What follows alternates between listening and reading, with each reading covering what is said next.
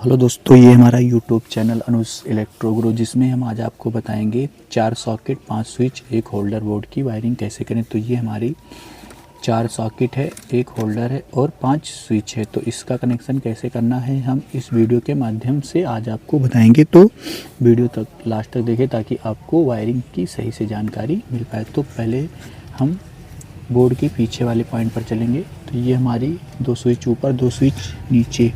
तो पहले हमको क्या करना है, स्विच के नीचे वाले पॉइंट पर फेस का कनेक्शन देना है, जो कि हमने रेड वायर ले रखा है। रेड वायर से हम फेस का कनेक्शन करेंगे और उसके बाद में हम इसको टाइट करेंगे।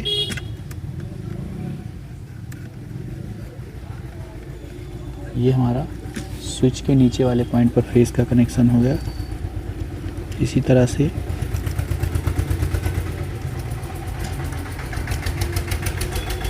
स्विच के ऊपर वाले पॉइंट पर भी हम फेस का कनेक्शन करेंगे और उसके बाद में फिर हम यहाँ से इसको टाइट कर देंगे। लास्ट में ये हमारा बचता है स्विच के ऊपर वाला पॉइंट, स्विच के नीचे वाले पॉइंट पर कनेक्शन करके हम फेस का जो वायर है हमारा उसको बाहर की तरफ निकाल देंगे। तो ये हमारा इस तरह से फेस का कनेक्शन बनकर कंप्लीट हुआ। और उसके बाद में फिर हमको क्या करना है, न्यूट्रल का कनेक्शन करना है।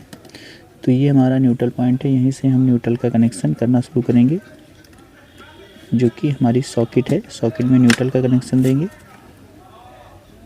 उसके बाद में फिर हम दूसरी सॉकेट में भी न्यूट्रल का कनेक्शन देंगे। इसी तरह से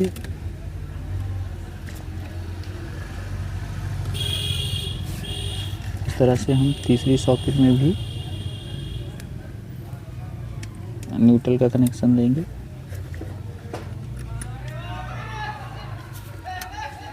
और उसके बाद में फिर हम टाइट करेंगे।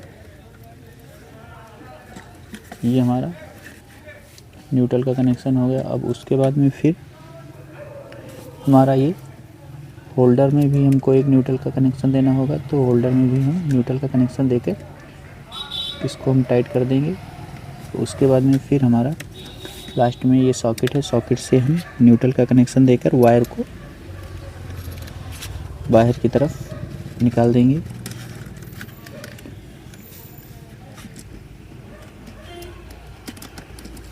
तो ये हमारा न्यूट्रल का कनेक्शन इस तरह से कंप्लीट हो गया। ये हमारा न्यूट्रल का कनेक्शन हो गया। स्विच के नीचे पॉइंट पर हमने फेस का कनेक्शन किया है और उसके बाद में न्यूट्रल का कनेक्शन हमने सॉकेट प्लस होल्डर में दिया। और उसके बाद में स्विच सॉकेट का कनेक्शन करना है। स्विच सॉकेट का कनेक्शन करने के लिए पहले हम होल्डर के दूसरे वाले पॉइंट पर वायर कनेक्ट करेंगे, जो कि हमारा ब्लैक कलर का है। इसको टाइट करेंगे और टाइट करने के बाद फिर हम स्विच के ऊपर वाले पॉइंट पर कनेक्ट करेंगे। इस तरह से हमारा होल्डर का कनेक्शन, जो कि ब्लैक वायर है, इससे कंप्लीट होगा। इसी तरह से हम ये हमारा स्विच और सॉकेट का कनेक्शन है। स्विच के ऊपर वाले पॉइंट पर एक वायर कनेक्ट करेंगे और उसके बाद में सॉकेट के बगल वाले पॉइंट पर कनेक्ट करेंगे। और उसके बाद में फिर हम इसी तरह से आगे भी स्विच के ऊपर वाले पॉइंट पर और सॉकेट के बगल वाले पॉइंट पर, और उसके बाद इसी तरह से आगे भी सॉकेट के बगल वाले पॉइंट पर और स्विच के ऊपर वाले पॉइंट पर। और उसके बाद में फिर स्विच के ऊपर वाले पॉइंट पर और सॉकेट के बगल वाले पॉइंट पर।